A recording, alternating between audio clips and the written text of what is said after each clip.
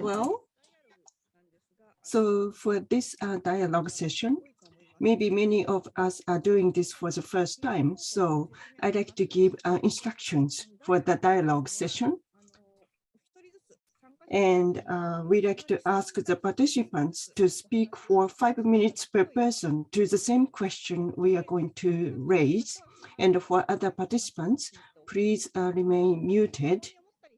And you may have some questions, but please retain those questions and rather than instantly speaking out your questions. So no real-time discussions because your turn will come for sure. So please wait until your turn comes. And there is no yes or no question. There is no correct or wrong answer to the questions. So you can freely comment what you think. And you may be also attending online. And the questions I'm going to ask may not be having a single correct answer. So for those people, please also think about what you would be thinking or the answers if this question is answered to you, the audiences. And for postings on a chat box, some of the presenters might be influenced by the comments, so I would appreciate refrain from making comments on the chat as to what you think of personal opinions of the speakers. And we are supposed to have 9 participants, but Kazumata-san left the venue due to his arrangements. So we have 8 persons, Mr. Takahiro Kanno, Mr. Ayanori Sato, Ms. Nanami Akimoto, Dr. Hiroko Yoshida, and Mr. Ken-ichiro Kimura, and Mr. Seiichi Kazumata left the venue, and we have Mr.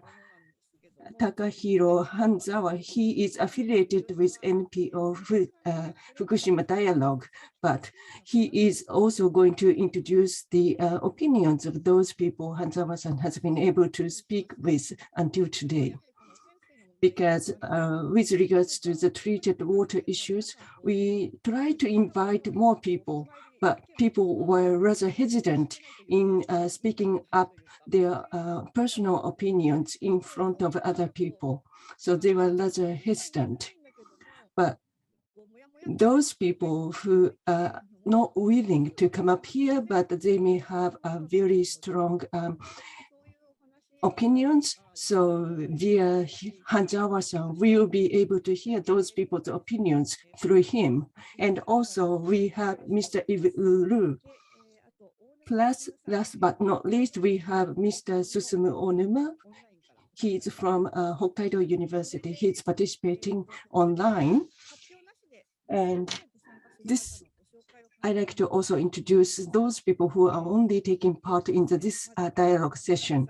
So Ms. Nanami Akimoto, she was born in 1998 in Tomioka. She works at Tomioka Town Hall, and personally, she organizes tours of Tomioka Town. And Mr. Ken-ichiro Kimura, he was born in 1975 in Hisanohama-cho, Iwaki City, Fukushima Prefecture. His family business was a fish broker. And he studied archaeology at university and Egyptian archaeology in the UK.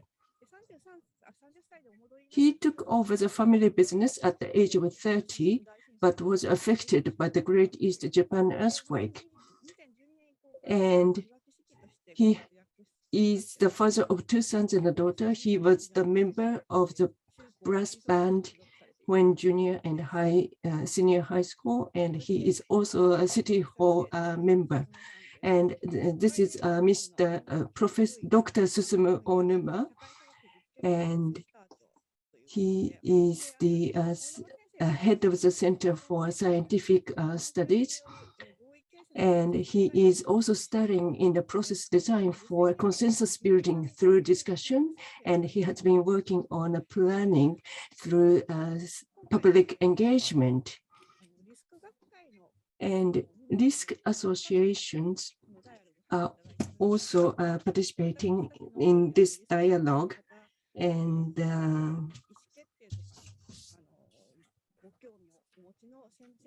Society for Risk and Risk Analysis also having an interest in studying the consensus building through citizens or public engagement.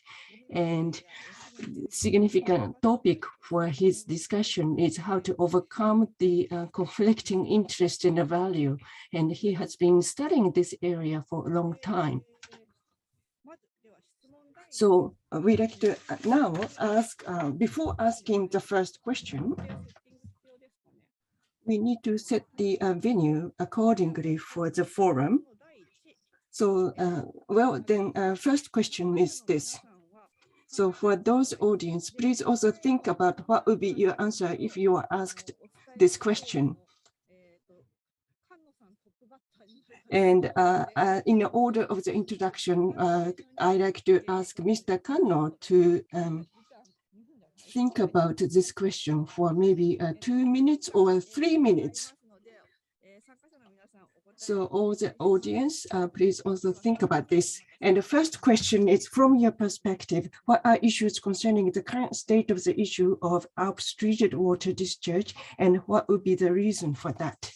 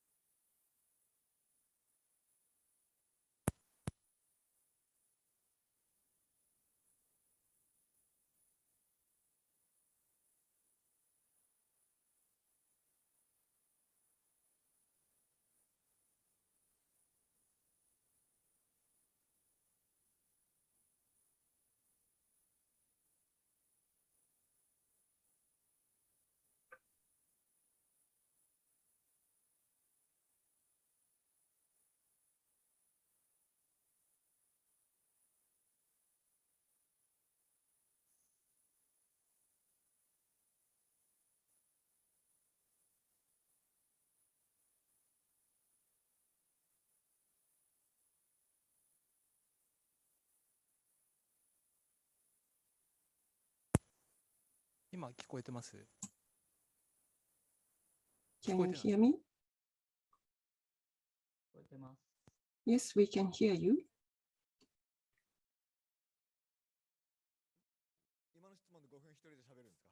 So am I supposed to speak for 5 minutes to answer this question?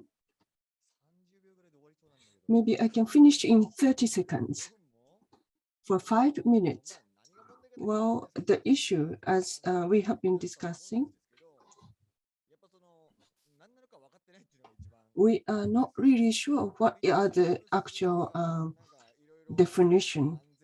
The people say treating water is safe, but why it is safe, we are not able to comprehend for specifically. And when we listen to government, but at the time of nuclear power plant accident, there were concealment of the information on the part of the government. So we can't fully trust what government says. It's when they say it's safe. So for us, the general public, governments are proceeding on their own, and we have to just let it go. And when we raise our voices, we feel nothing would change. That is my personal feeling. And my understanding on this issue is because we can't prevent this from happening. So we have to think about what we should be doing after this actually happens. And as we listen to fishermen today, we are also operating a shop in a local community, and this beach has a potential. So we have to really focus on the good aspects of the beach. We have to focus on the potential. And we can't force people who do not wish to consume the product from our places, but we have to really focus on our effort in attracting those visitors who are willing to come here and taste good seafood. But to achieve that, that will take a long time. And this is what we always discuss. And the issue here is that because of the experimental fishing operation, fishermen are rather restricted in going out in fishing. And actually, there are rather ample catches, but only markets are held twice a week. So the biggest issue for us is that we can't buy fish when we like to buy fish. So we were not able to have the stable commercial operation. So of course, we are against the discharge of the treated water. However, we believe that we can't do anything about that. But what we can do is, in order to protect our hometown, we have to rather focus our effort in improving the attractiveness of our hometown. And the government has been considering information, so we feel that whatever the government says, we can't trust it. In the treating of water, it's very unstable, and over time, it can be converted to helium, but not many people are aware of that, and only experts. They may not have a concrete idea in the real world. Therefore, there are a lot of issues. But personally speaking, we cannot focus our effort in those unnecessary or unsatisfactory businesses, but we have to do our part in order to hand over our future to our future generations. Did I speak for 5 minutes now?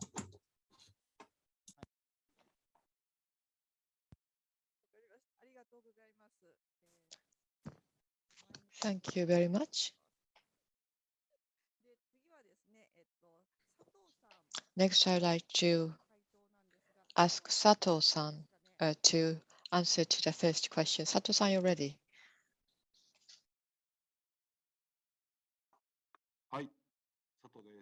Yes, this is Sato speaking.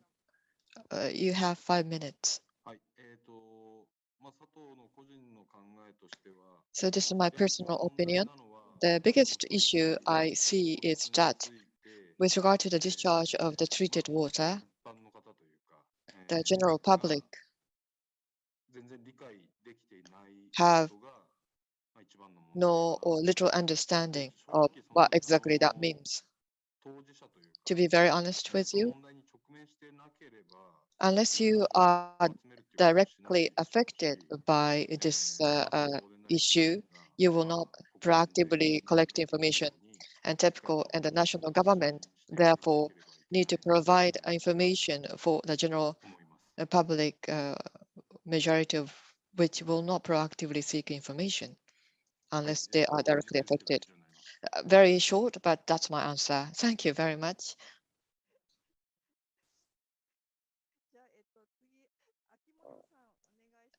Now, I would like to ask Akimoto-san to answer. You have a lot of time. And also, you haven't made any presentation. This is your first time to speak, so you can introduce yourself as well.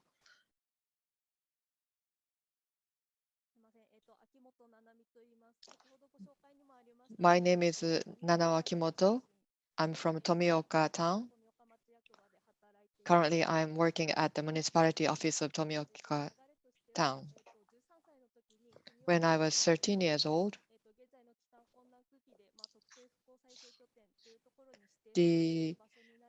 I was well, my house is in designated the reconstruction focus area, which we are not yet allowed to be returned. And I decided, well, I can't really return home. I decided work for the municipality office of Tomioka town. I organize the tour of the town, and I also share my experiences with others. So that's my self-introduction. With regard to the treated water issue, the current status and challenges I identify, and the causes and reasons. The Fukushima Daiichi accident affected the the relationship between the land and the people who are associated with that land. Physically, they are detached from the land. They can return home. So those who used to enjoy the rich living conditions, the environment, had to let everything go because of the accident. So when it comes to the treated water discharge, you feel that over the past 10 years that we have been working so hard to reconstruct our livelihoods, but now we feel we will once again will be affected by the discharge of the treated water into the sea. I'm not expert scientist, so this is my very personal opinion, but with regard to the compensation, as was mentioned about the trial fishing, they are only allowed to fish twice a week. So we really have to think, how they should truly be compensated, whether that's efficient. So those who are rehabilitating, and you can't really, if you have a physical problem and you are rehabilitating, I think the way you encourage them to truly rehabilitate is not to keep them bedridden. Rather, you have to provide the compensation to encourage them to stand up and take off. So I think the way the compensation and support is provided to the public, the community members affected by this disaster is not really much the real needs of those who are affected. So as the progress of the reconstruction,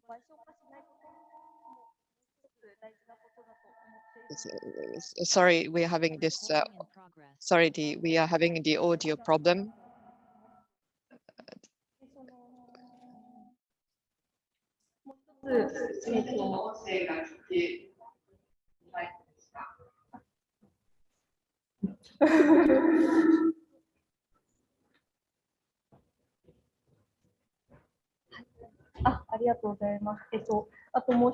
So another thing I would like to say is that as a young person, I feel that there are not many opportunities for young people to get engaged in the various processes when meetings are held.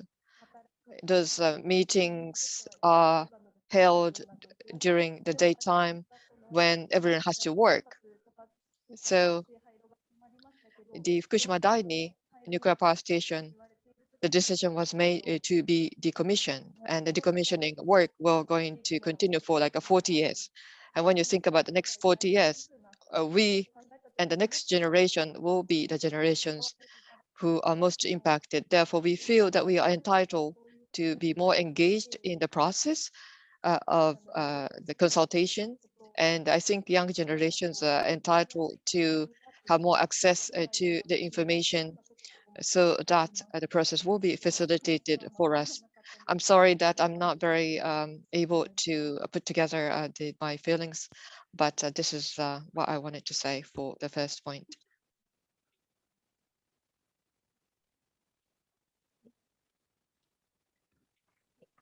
今オフにしちゃったので、はい。それでは、Thank you very much. This is Yoshida. 今日の私のお話自体はですね、I have made a presentation today, and then I shared with you the perspective of the Japan Health Physics Society, JHPS. But this part, this is the dialogue part where I would like to share my personal views.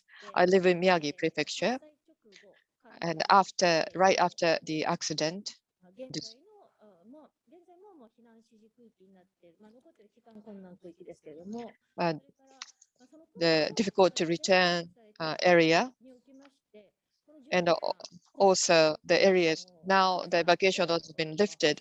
So for those areas, the difficult return area and the former restricted areas that I have visited several times is to see the impact of the radiation in those areas.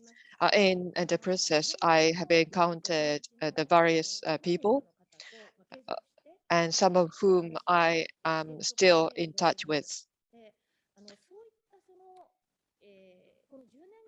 So over the past 10 years, so it's one decade, and when you think about the treated water issue had always been around. It's not something that came out of blue. Even with the nuclear power plant normally operating, they discharge treated water. However, this treated water is different from the normally operating nuclear power plants treated water. But amongst the different stakeholders, when they look back on the 10 years after the accident, they feel that why after 10 years we are all of a sudden talking about treated water as a hot topic. So everyone was involved in this issue in their own way. But all in all, if you look at the overall picture, we feel that we have to look at the overall picture rather than seeing things from a subjective manner. We also need to point out the fact that quite a few people are no longer interested in this issue, which relates to the question of ownership, and also it relates to the question of underestimating the problem faced by us. But after 10 years of the accident, now it's very difficult to encourage everyone across Japan to pay attention to this issue. It's a very difficult thing to do. I know the two temp staff members who are mother of two, and when they ask their opinions, because they are mother of small children, they would say that the government and TEPCO, they say it's safe to discharge the treated water, but they can't really trust their words, and that is really their first reaction. I think this really shows what had happened and how they felt over the past 10 years. And I feel responsible for such a reaction partially.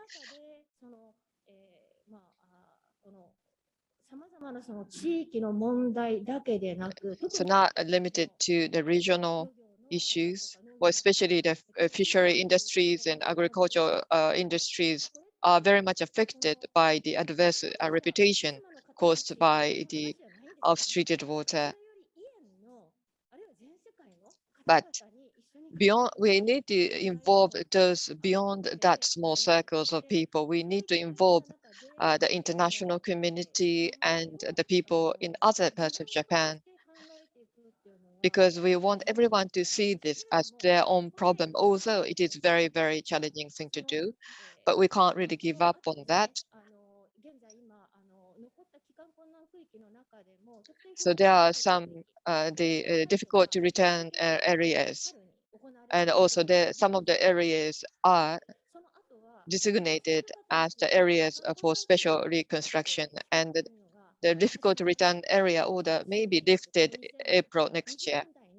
And in sometime in 2020s, the difficult to return, some people may able to repatriate to the difficult to return areas. So over the next decades, several decades, people will be coming back. So in that context, we also need to think about the long-term impact of the discharge of the treated water.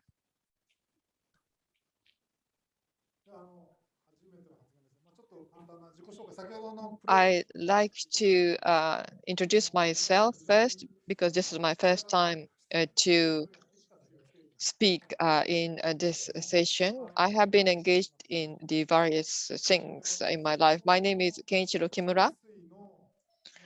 With regard to the treated water, treated water, because my background is quite diverse, I think I can look at this matter from the two different angles. That I am a whole sort of sailor.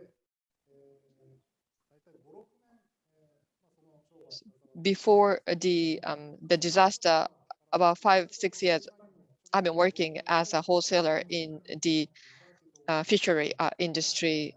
So I have a lot of interest in the future of the fishery industry, and adverse reputations been discussed many times. This is a very difficult and tricky issue. In the morning, we heard about the compensation and that reputational damages.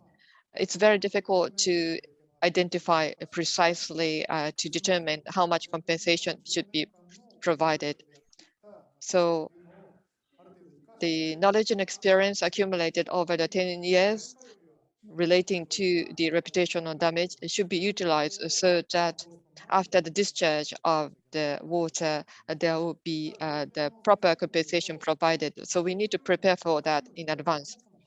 The fishery industry also had its inherent problems that they need to address.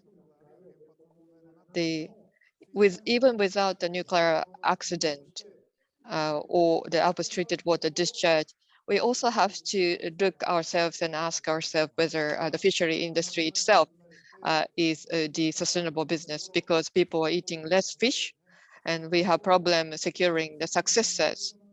So of course, the reputational damage is very important, but also the fundamentals of the fishery industry and its future also need to be addressed. Without that, we will be not be even using the time efficiently. I'm also the member of the city council, and I think it's important to form consensus and also engage civil society in decision-making process is something which is critical, which needs to be addressed.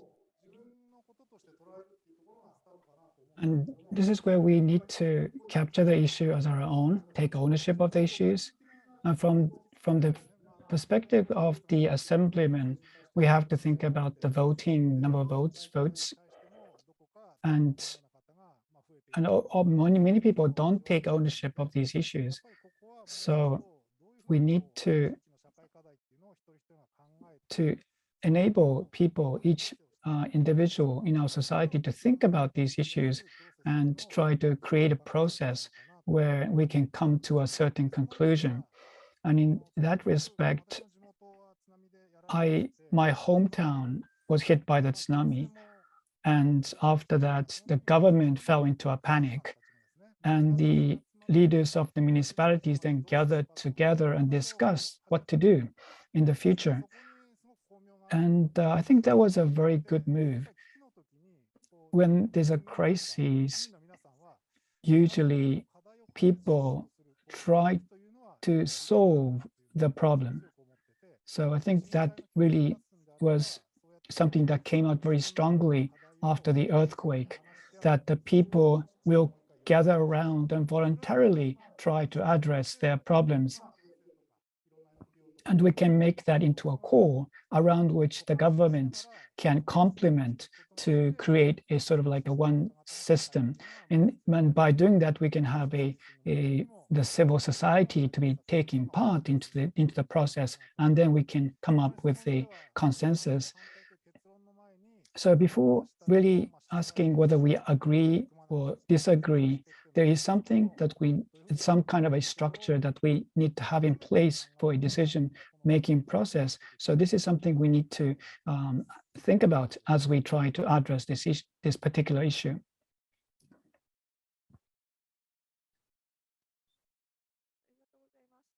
Thank you very much. Now I would like to ask Mr. Hanzawa.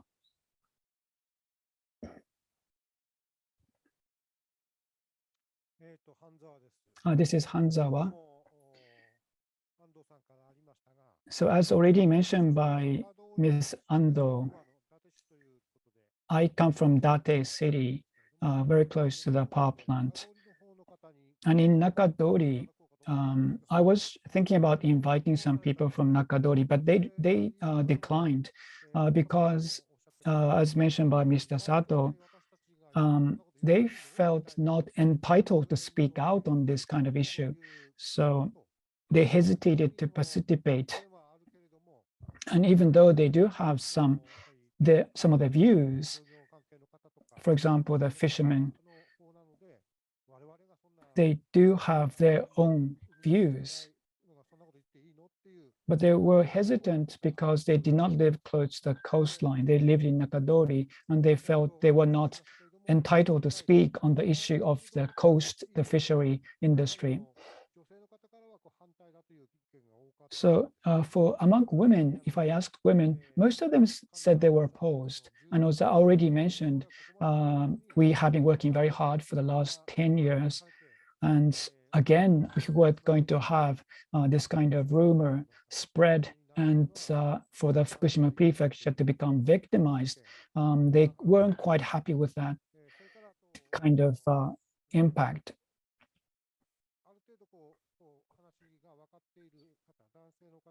And for one male person told me, as already mentioned, that maybe we shouldn't be so concerned about the rumors, the impact of the rumors. We had been taking measures to address the impact of the rumors. And why is it that we feel that there will be another rumor spreading? Maybe there's something we can do about it proactively and unless we take part in trying to prevent these rumors, we will never be able to prevent this kind of rumor spreading again.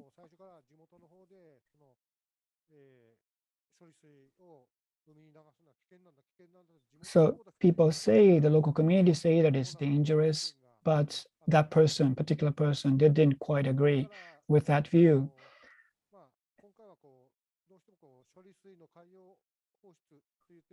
And we tend to focus on the discharge of the treated water into the ocean, but perhaps the major concern for the Nakadori people, the Hamadori people, is maybe decommissioning. And probably for them, the risk of decommissioning is greater than the discharge of the treated water. And if the issue of decommissioning was being delayed because of the tritium water, that is another problem. So the major issue, where is it? It is decommissioning. So for them, that is a bigger issue. So at each step of the way, they need to keep their sight on the major issue. And we cannot be swayed by the pros and cons regarding the tritium water issue, but we need to focus on the bigger issue of decommissioning. So that was another opinion expressed. And today, as mentioned by Professor Koyama, in April, of course, the government made a decision to discharge the water into the ocean. And we are not organizing this meeting because of that. We are simply having this meeting because it has been arranged beforehand. And from last year and year before that, we recognized the need to identify the issues involved in the discharge. And that is why we're having this forum. And we are hoping to have a face-to-face meeting, but because due to the COVID-19, we were not able to do so. And the discussion that was scheduled for the last year was sort of delayed until this forum. And during that time, I interviewed several people regarding this issue. And as already mentioned, of course, people hesitated to make their views heard because they were living in the Nakadori, the inland part of Fukushima.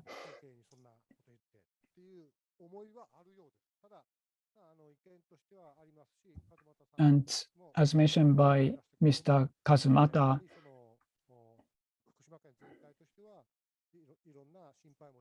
there are many kinds of concern within the Fukushima prefecture, and people do have different perspectives. And of course, this is another issue, is that the public does not have sufficient understanding about this issue. And this is something that we also need to think about in this dialogue.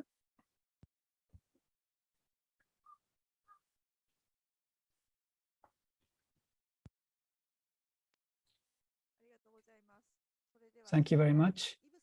Now, may I ask Mr. Yves Lheureux to comment? Yeah. Yes. Did you hear me? Yes, no problem. Yeah, you hear me? Yes, I can hear you. Okay, very good. Thanks. Yes, it's not an easy questions, and I'm not sure that we could find a solution now, an answer now. But I think regarding this discharge of treated water, I think it's not only a question of dose.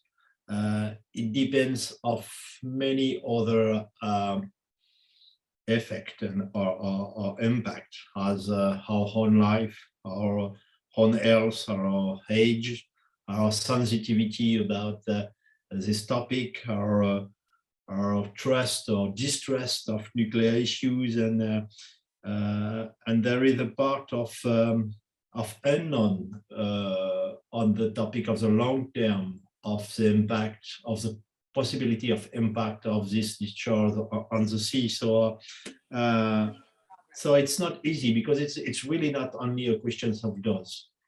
It's really not only a question of health. It's really more than this. That's why it's so difficult to find the best decision and to build together the best decision for all the collectivity, all the citizens and the people living there, and for the fisher industry and so on.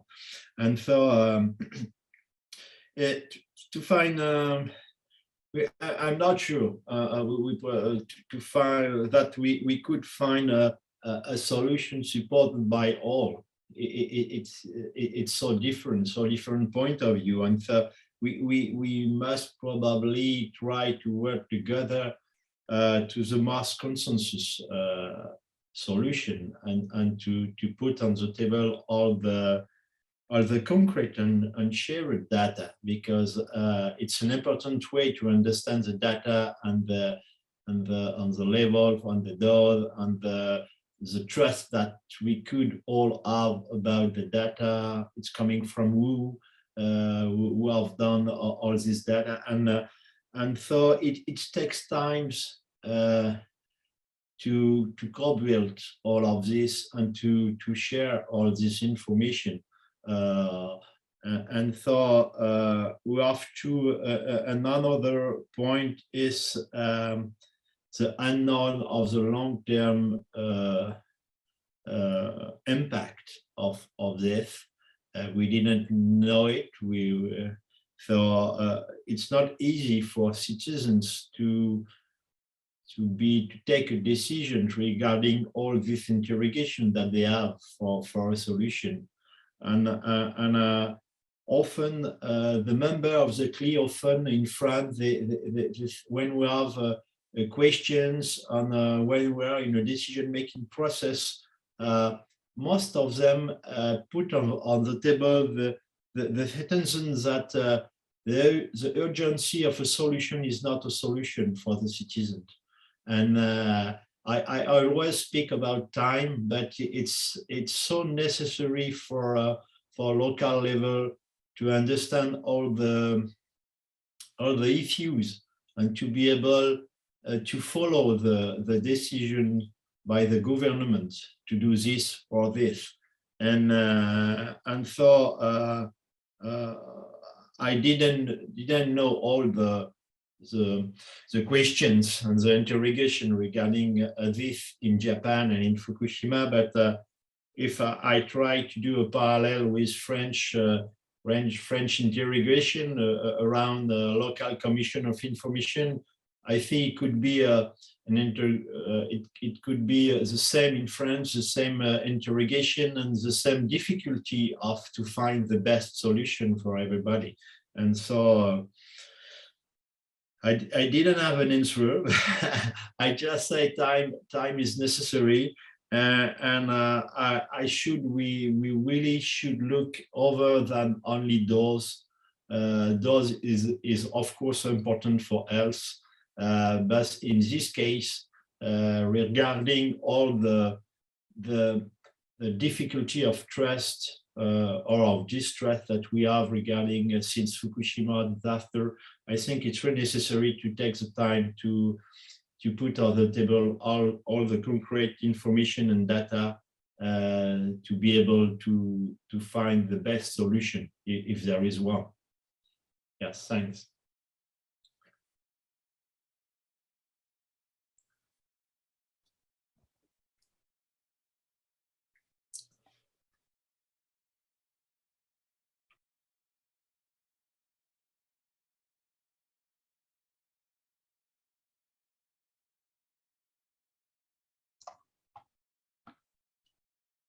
「ミュートになってて聞こえないです。ミュート外してもらえますか？」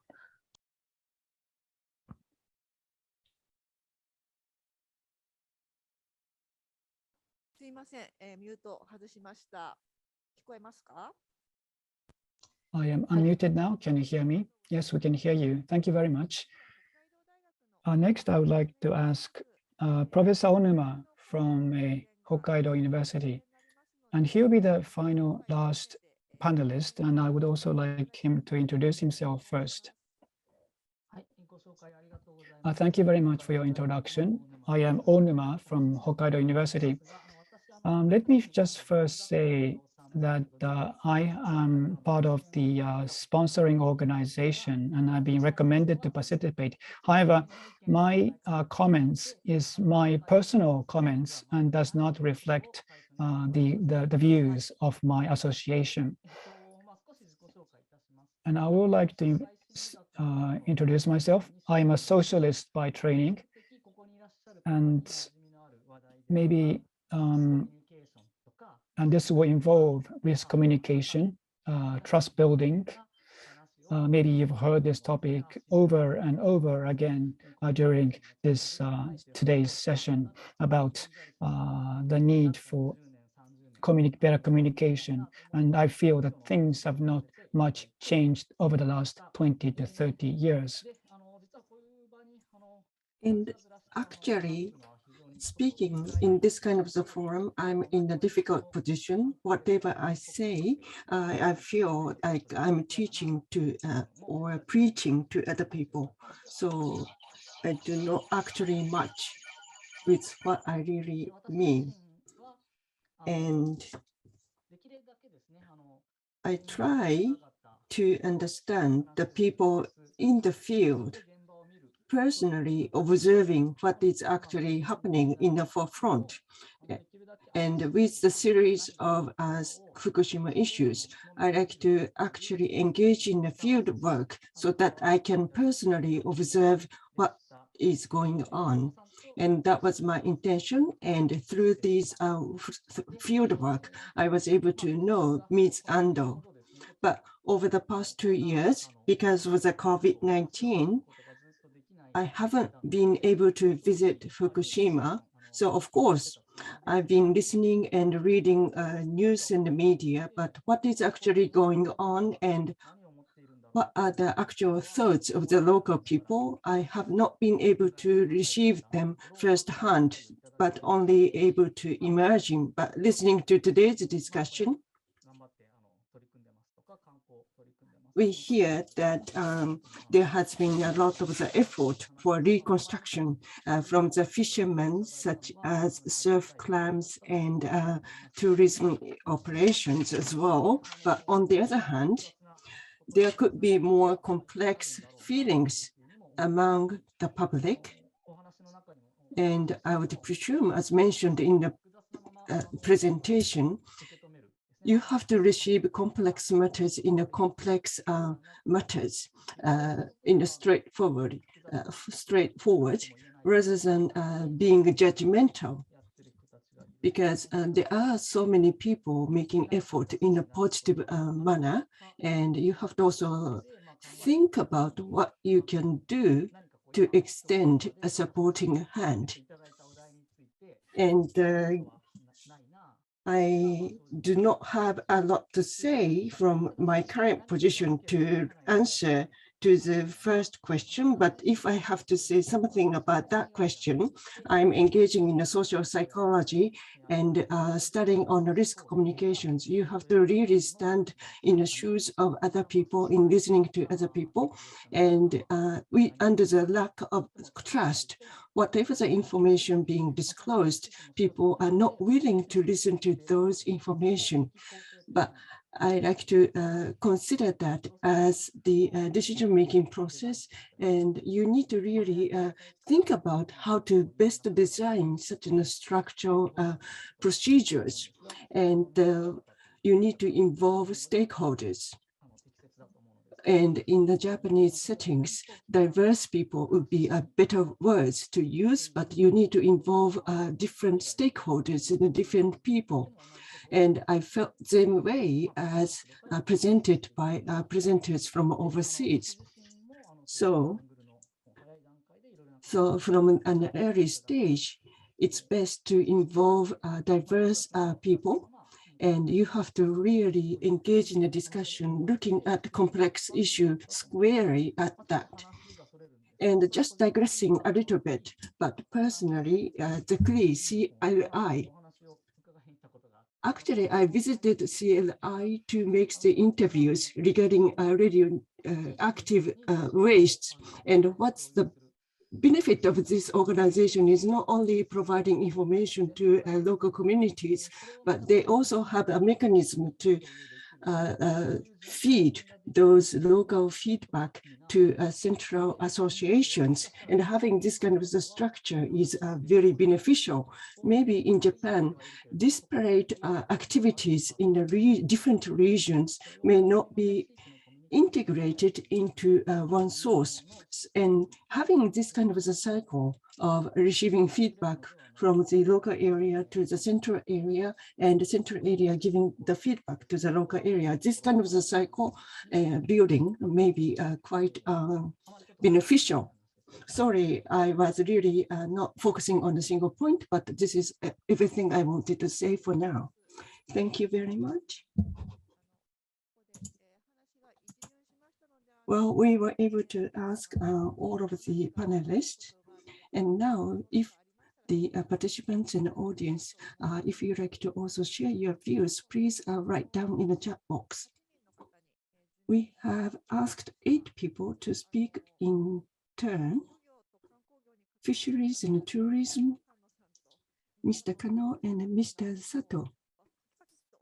Engaging in them only spoke a few minutes, but they were actually working in the ocean, and there are a lot of the issues you are faced with, and you have to really work in a pragmatic manner. So you feel that you can't really dwell on these issues with a fruitless effort, and you have to really look at the positive side to making the efforts. And the coastal fishing is having a difficult time, but you can't really make the living if the radioactive situation cannot be improved. And I live in Iwaki City. And when this news is covered in the media, I try to look at those coverages, but our actual experiences are not fully shared by our general public or in the media. And some people have difficulty in visiting these places physically, but now we were able to listen to quite candid comments. And rather than stating pros or cons, but we need to really speak with nuances. And we were also able to hear opinions from people in a remote distance, such as Ms. Pippa and others. But it would be very difficult to achieve a situation where all of the stakeholders would be satisfied and happy to reach a conclusion. But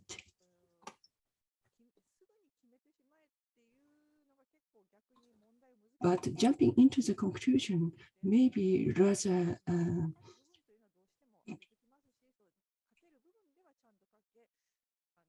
result in a difficult situation in overcoming actual issues. But we need to continue to engage in the dialogue. And I'd like to go on to the second question. If you have other opinions, would you like to take a break now? Or well, as planned, I'd like to proceed to the second question. What I had in mind for the plan to this session is by listening to others' opinions. I wanted to ask, what do you think after listening to opinions of previous speakers? To that end, what do you think needs to be done? But I'd like to also change my second question. So government, TEPCO, and Fukushima Prefecture people and non-resident of Fukushima Prefecture, what do you desire to see and what do you expect them to do? So please speak about that rather than feeling that you are not in a position to make such a statement. So aside from your personal opinions, please describe what do you expect of governments and people within and outside of Fukushima Prefecture and TEPCO. So you are not preferring the same order. So Mr. Kanno, who spoke first, would like to have more time to think about his comments. So what shall we do? 5 minutes? 3 minutes.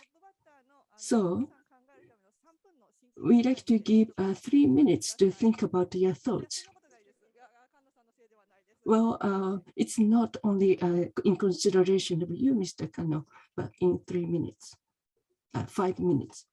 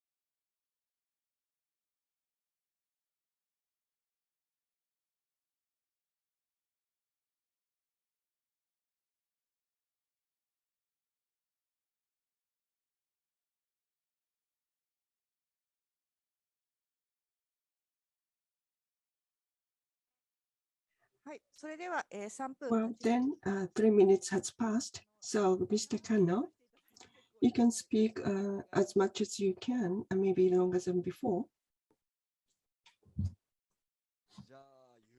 Well, I will then speak very slowly. Well,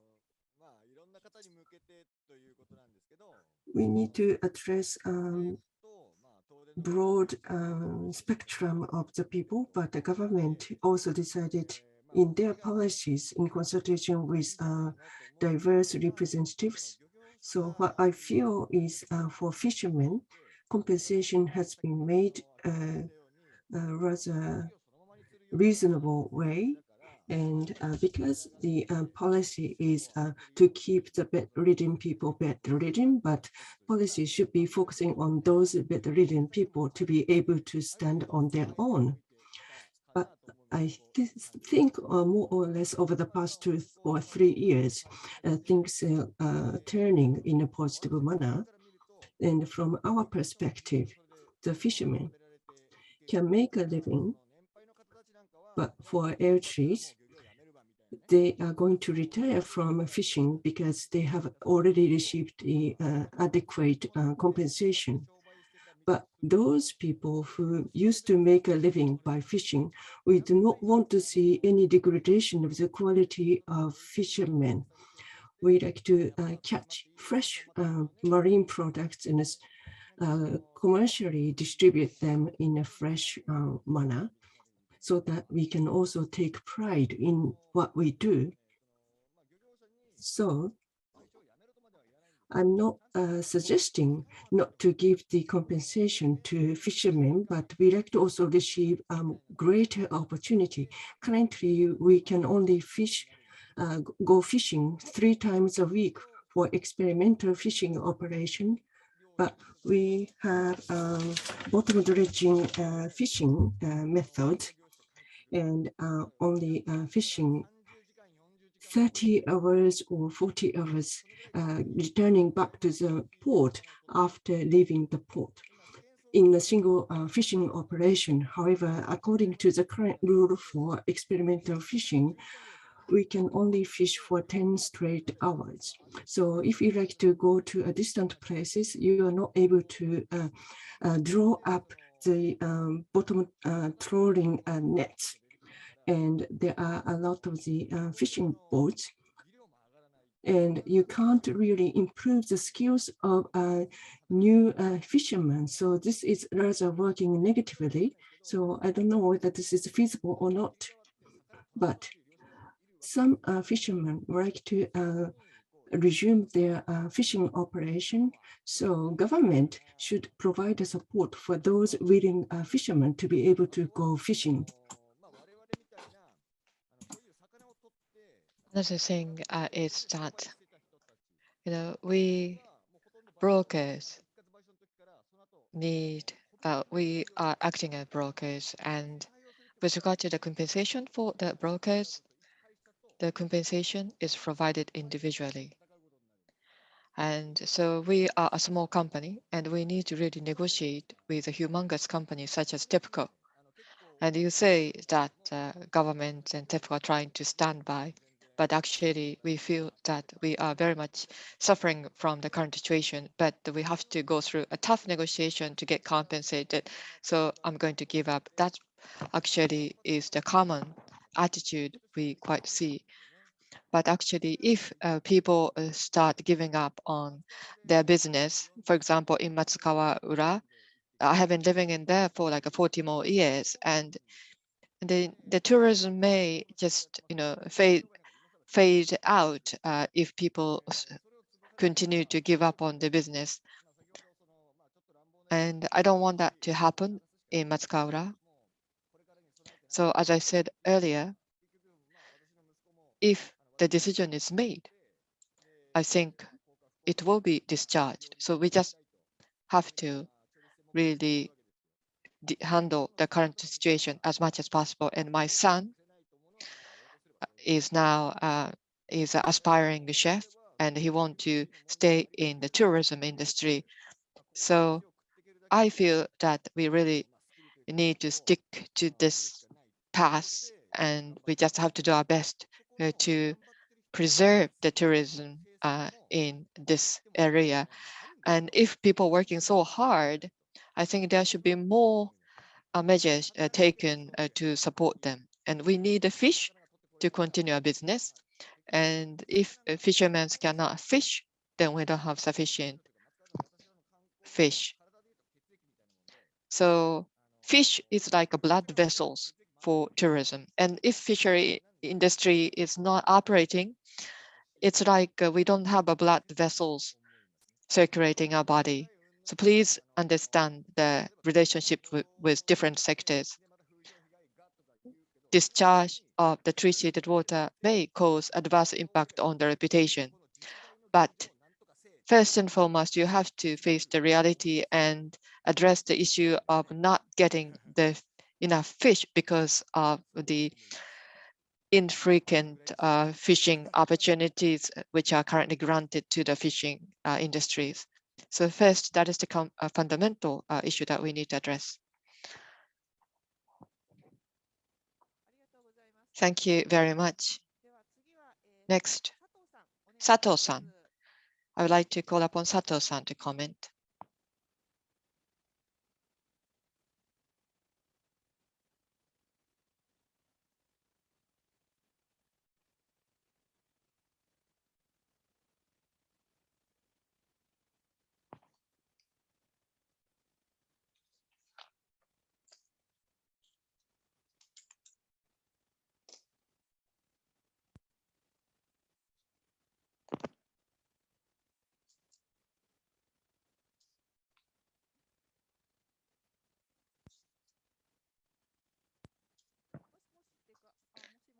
Hello there.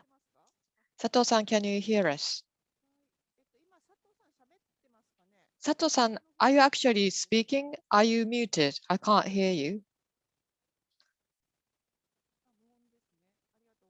You are very quiet.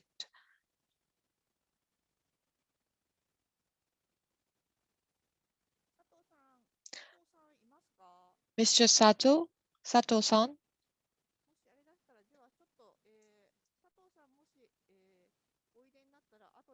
Well, I think we will try Sato-san later, and then we now move on to Akimoto-san. Akimoto-san, can you go first?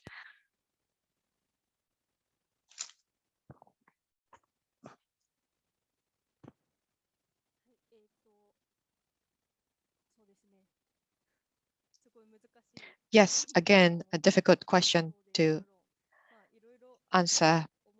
There are many things that we can talk about. After the disaster accident, I thought about various things, and recently, we heard about the war in Okinawa and Minamata and other past tragedies, historical tragedies. And when I look back on the history and now facing this issue, I feel that how much attention I paid to other sort of tragical events. So what I'm trying to say is that in our social structure, there are other people who are suffering in similar situations. I only know about what's happening in Japan, but maybe this kind of tragic event repeats itself over the many years in our history. So Fukushima disaster is not the start of everything. Maybe the current situation is the outcome of our attitude towards this kind of event over the many, many decades. So the building the foundation for dialogue, a platform for dialogue, therefore is critical. Discharge of the treated water seems to be the option that we can't avoid. And we kind of understand that, but imposing that as a decision already made probably is not really desirable. Rather, it would be nice to have a process where we could engage as a general public citizens to discuss this matter in the process leading up to the decision. But this kind of situation probably may be seen in other parts of Japan, maybe even outside Japan, where people are feeling this way, facing the similar type of situation. And when I think about that, perhaps there are some other ways to connect those people to have a network. As for the government and as for the TEPCO, holding them accountable is very important, but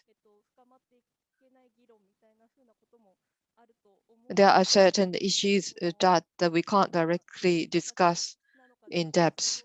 So also currently I don't really have a clear and concrete idea what to do, but if possible, as we have discussions, we should have the optimal and best way for the local community to have discussions and to also to have a conclusion which meets the best interest of the local community. Since I don't really have concrete ideas as to how we go about doing that, so I know that I'm quite vague in what I'm talking, but I truly hope there is a better way to reaching some kind of conclusion or a decision making. When I think along that line, as I said, I organize a tour and I also act as a storyteller. So I also am aware that it is necessary to pass this story to the next generations. If you visit me in Tomioka town, almost all the houses been dismantled or demolished. So you can't really see the original shape of the town before the accident, even if you visit us today. When things have changed so much, how can we preserve this memory is one crucial question I continue to ask ourselves. Decommissioning is a very important task, and we understand that the rad waste, some of the rad waste cannot be removed from the Fukushima Daiichi site, and they need to be dealt with for hundreds of millions of years. And we probably need to understand that. I think it is time for us to really to face that reality and think how we can still sort of preserve this memory and pass on this narrative to the next generations. We know that the decommissioning work will make progress, and we hope that with the progression of the decommissioning, our life will be restored. So be it in Japan or abroad,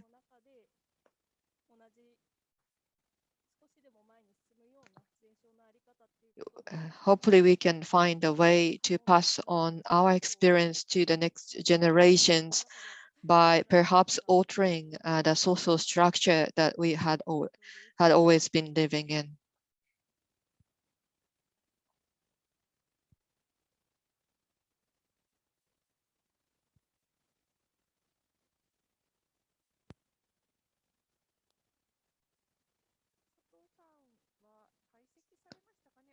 Thank you very much. It seems Sato-san has actually left the meeting. I think he had kind of mentioned that he might have to leave before the end of this meeting. Just wondering, I just want to check once again whether Sato-san is still with us or not. It seems Sato-san has left the meeting, so I would like to thank Sato-san for his contribution. And now I'd like to turn to Dr. Yoshida to make her comments. Thank you very much. This is Yoshida again. As I said earlier, radiological protection from that perspective over the past 10 years in Fukushima and also beyond Fukushima.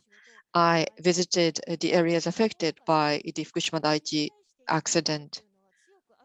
And I have many things I want to say to the government, but when I think about them, if I point fingers at someone, someone will point fingers at me.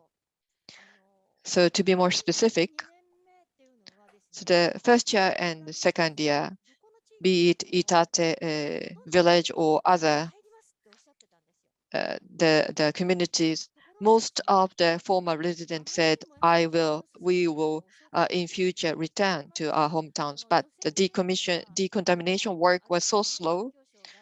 Also, the Ministry of the Environment had the decontamination program, reconstruction program,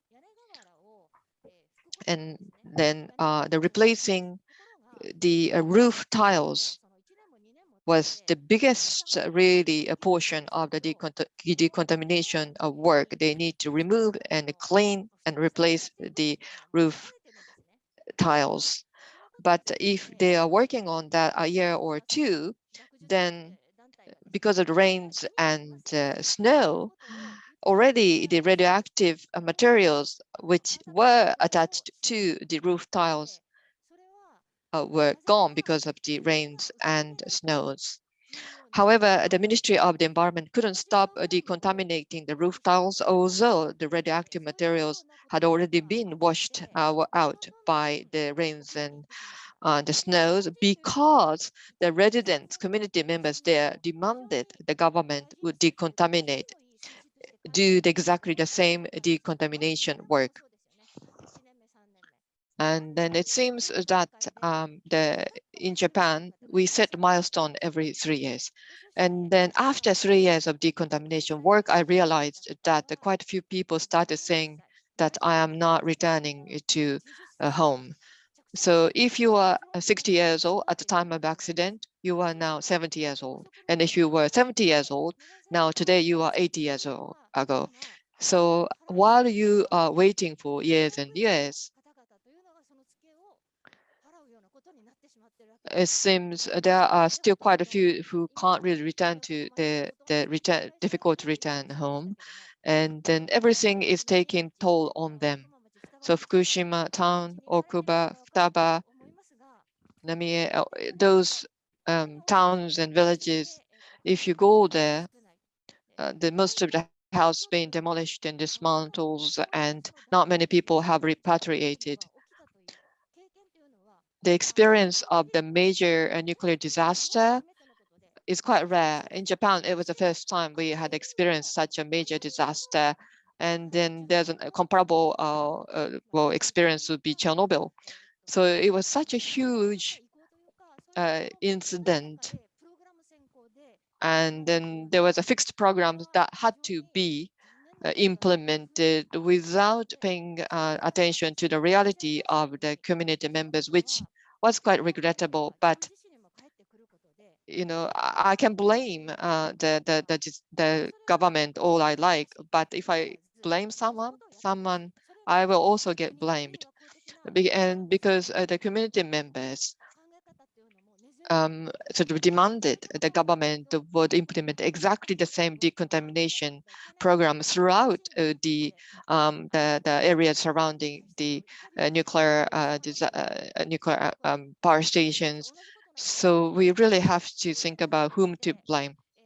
Also, after 9 years of the accident, I'm originally from Okayama Prefecture, and those from Kansai area and those from outside Japan still said that Fukushima is unlivable, right? I mean, are you not going to die by visiting there frequently? And so every so often people would say that, because they were not really interested in what's actually happening there. For them, it's something happening in a distant place. Fukushima is such a remote place that they had nothing to do with. So that's how they were perceiving this problem. However, this indifference of those people, this is another problem we have to address. At the end of the day, when I feel angry at someone, actually it comes back to me because I am also at fault. But all because of that,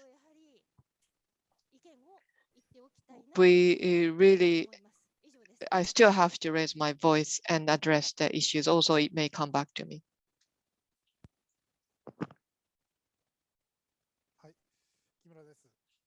This is Kimura speaking. This is also a very difficult question to answer. So what do we want from the government, the TEPCO, and the people from the other prefectures?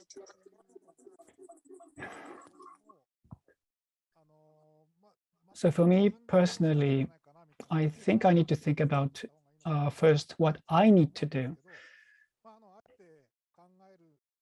But if I were to go beyond that, then those in power, for example, the government, I would ask them to basically come closer to us. So this is not just limited to the government or the private company. I think there is a distance between us, the citizens, and the government and the companies. And we need to, on both sides, needs to come closer to each other. So this is where we need to cooperate.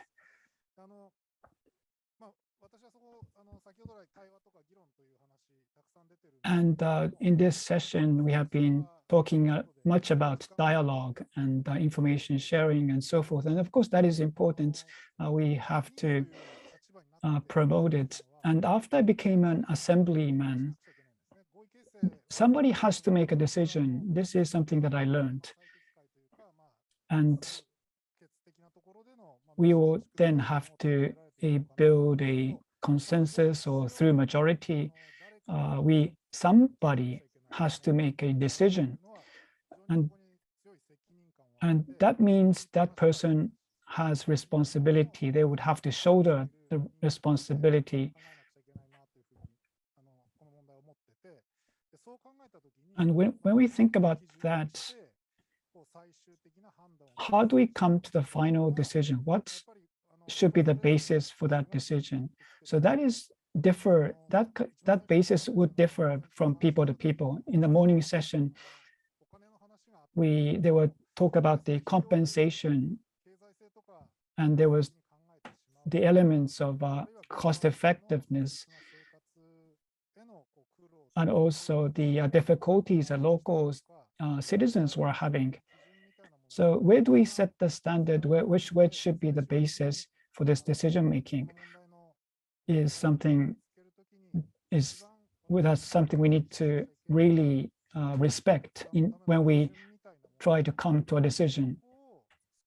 In other words, if we can have time to have this kind of discussion on what the standard or basis should be for us to make a decision, I think that is where we need to have a discussion, is my impression. And this can be done among our society. And also we can ask the government to take the lead in organizing such kind of dialogue and discussions. And maybe we can use the tritium water as a model case and use that model and apply it to other difficult issues, including, for example, the ethical and philosophical perspectives. And if we can do that, we have all kinds of social issues besides the treated water. And this kind of the model case could be applied to those other social issues. So this is something that I may want to ask the government, the TEPCO, but I think this is something that we should involve everyone, including us, and we can build a model, the post-disaster model of how we made the decisions. And this could become the core and the ethical core that the society could be using going forward. And then we can look back and say, that is what we did after the accident in Fukushima. So if anyone's interested in this issue, we want people to think about it. And I think we need to increase the number of people who are interested and who are willing to discuss this issue. And as for the people outside of our prefecture, I think that's a different story from the government. My wife is from Hiroshima prefecture.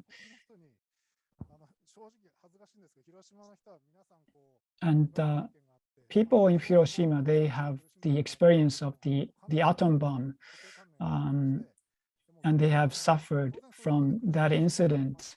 There are many victims there. And of course, Fukushima is distant from Hiroshima, but we can learn from the experience of Hiroshima. We can go to Hiroshima and talk to people there. And this kind of online communication is very convenient, but we cannot quite see what the other person, what kind of expression the other person is using when they are speaking. So where possible, we should have a face-to-face discussion. That is all from me.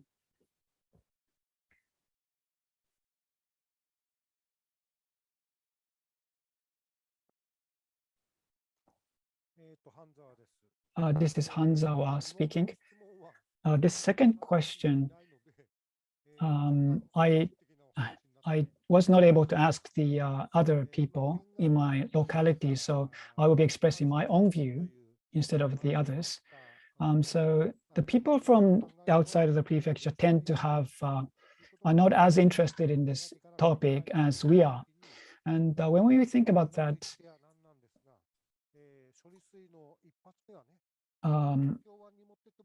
so can we, for example, take the treated water and discharge it in the Bay of Tokyo? And would then the people in Tokyo take interest in this issue? But of course, we do not know if the people living in Tokyo would take interest even if the treated water was to be discharged in the Bay of Tokyo. For example, there are fishermen in Tokyo, they might be interested, but if people living in the mountain areas of Tokyo, they might not be interested. So when we have this kind of dialogue, some people are more interested than others. And we are organizing this kind of meeting to stimulate interest in the issue. As for people, the government and the TEPCO, of course, we want them to be more sincere in their response. And if I may touch on this topic,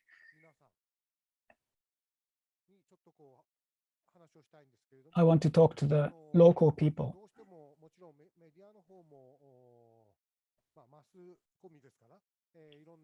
Of course, the mass media,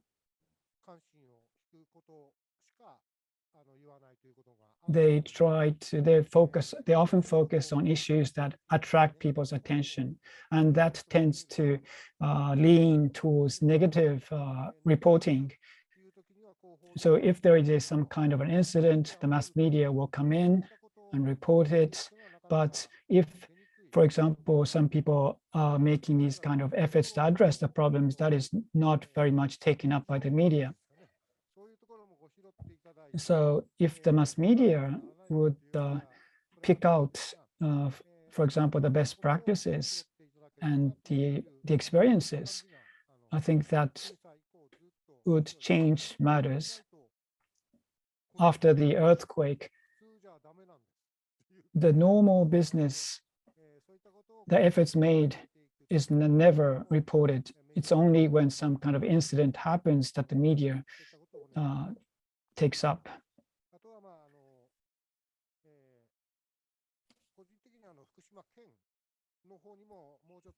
And personally, I would like the Fukushima prefecture to come to the fore much more often, not only for the treated water issue, but also for the agricultural issue.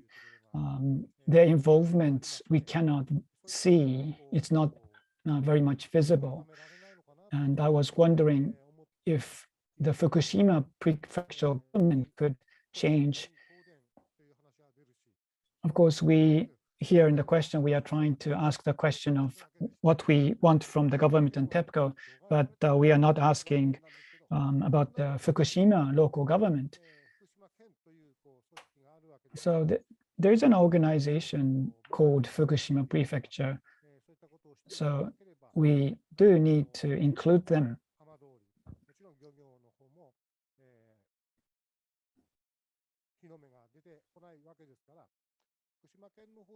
And especially in trying to address the issues of Hamadori area, where the fishermen are operating. So we need more involvement from the Fukushima prefecture. And lastly, if I were to speak about the things that we need to do, or the people inside the Fukushima prefecture, maybe we do not know enough about the situation in the people in the coastal areas, even if we are living in Fukushima prefecture. So we need to listen to people. And this is something I need to do, as mentioned by Professor Yoshida. And that is all from me.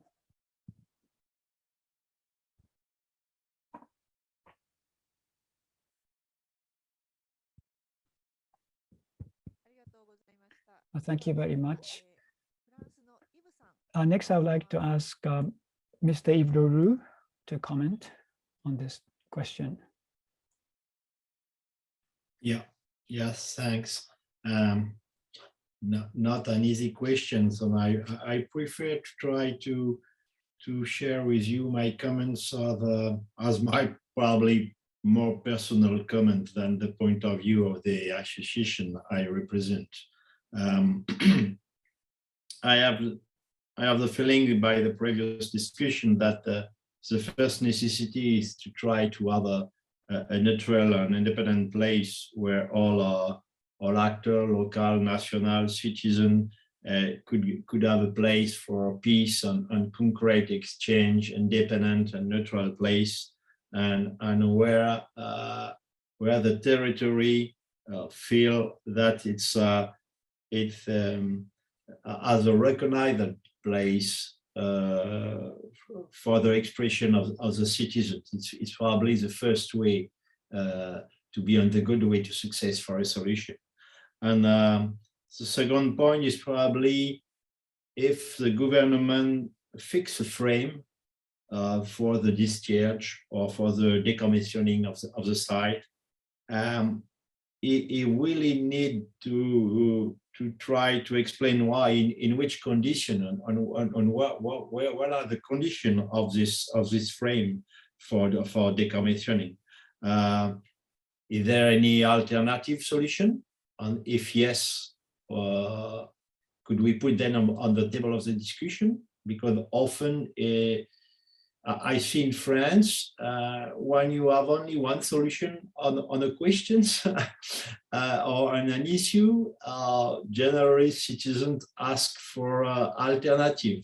Is it the only way that, is it the only solution that we could find for this issue, or did you have other alternative solution, or could we discuss the alternative solution? Even if the government do a choice, we should to discuss to other alternative solution on why the government decide to choose this one than another one.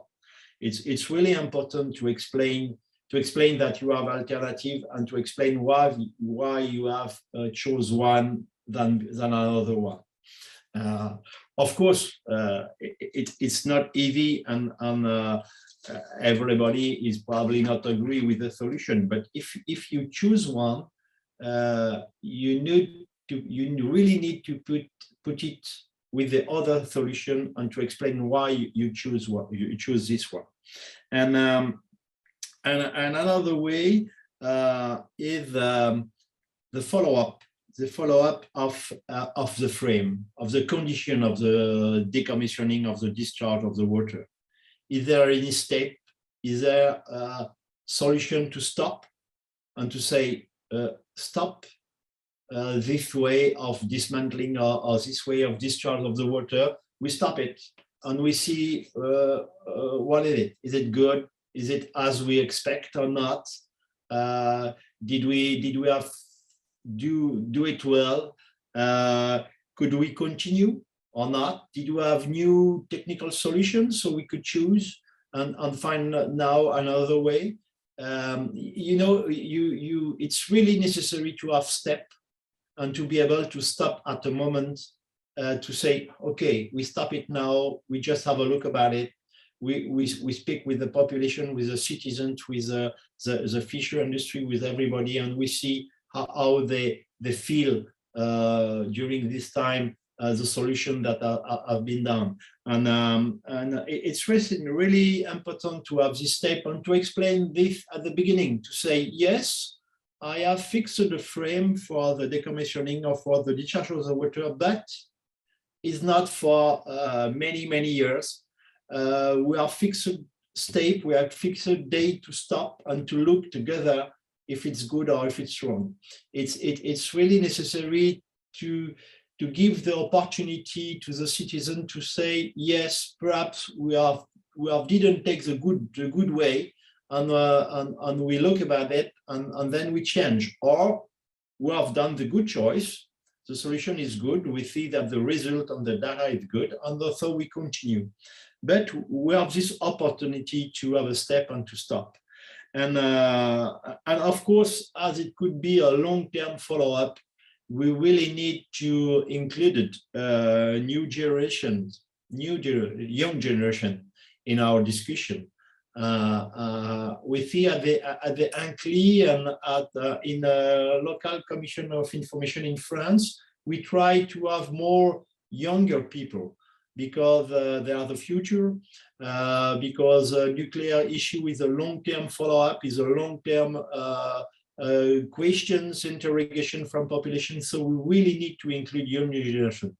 And because they challenge us with their own point of view, which are probably different from us. And it's necessary to take into account this new generation and new generation opinions on our solution, on our frame of solution.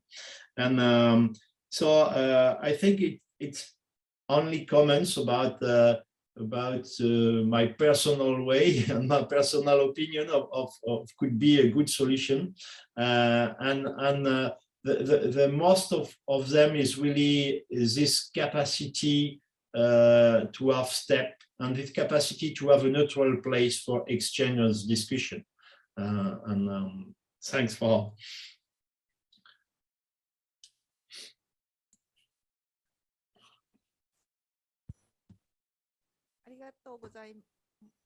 Thank you very much.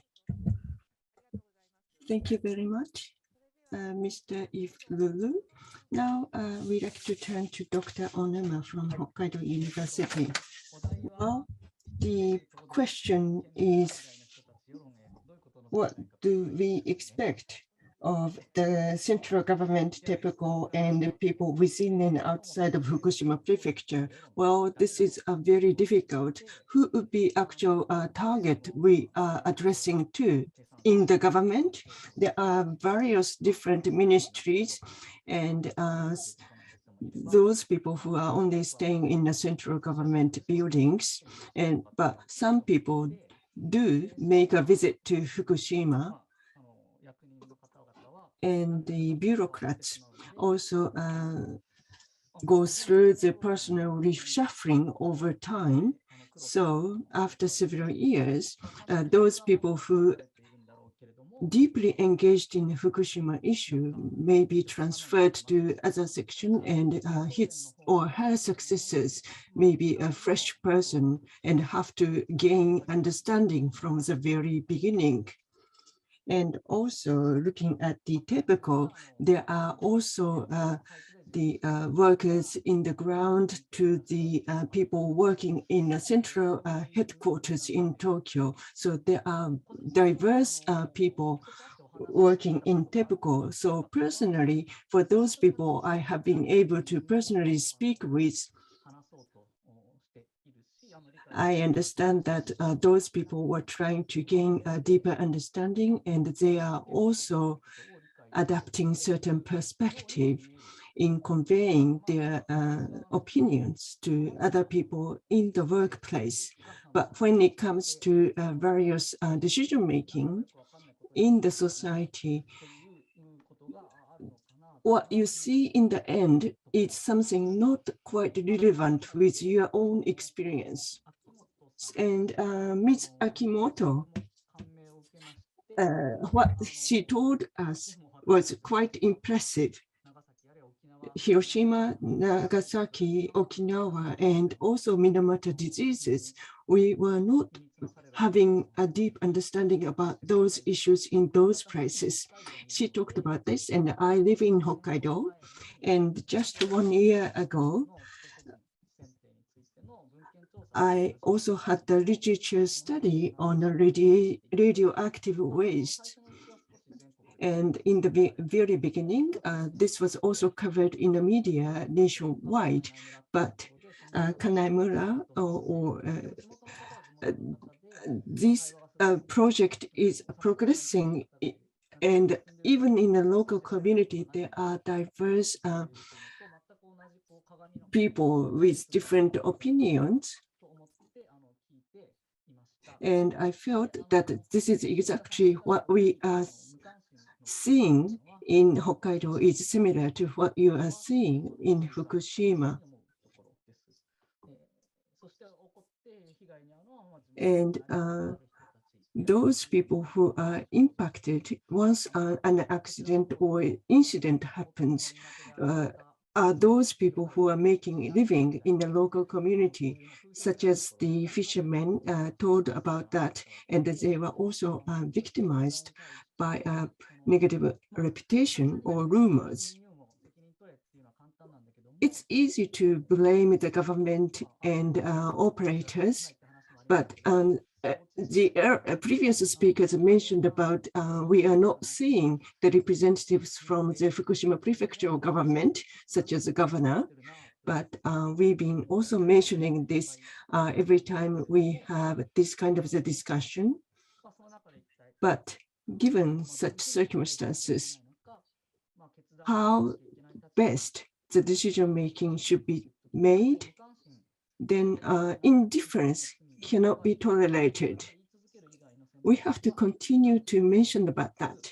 I think this is the only way to approach this issue. And Mr. Kimura mentioned that just making remarks is not sufficient, but you have to also act and also place a value on the feedback from the members of the local community. And I also experimented some study, such as cost effectiveness or making a reasonable decisions. And also you need to also find a value to the voices of the local community members.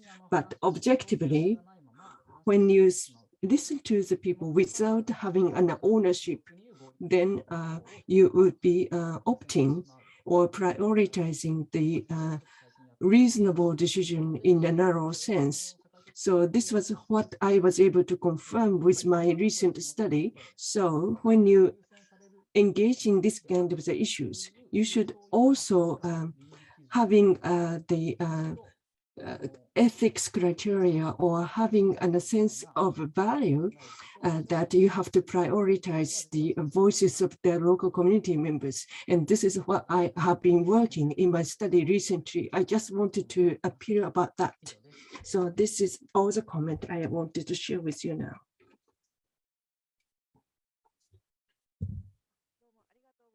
Thank you very much, Dr. Omura. So we were able to run the 2 circles, and what we were able to discuss in the second round were deeper than the first round.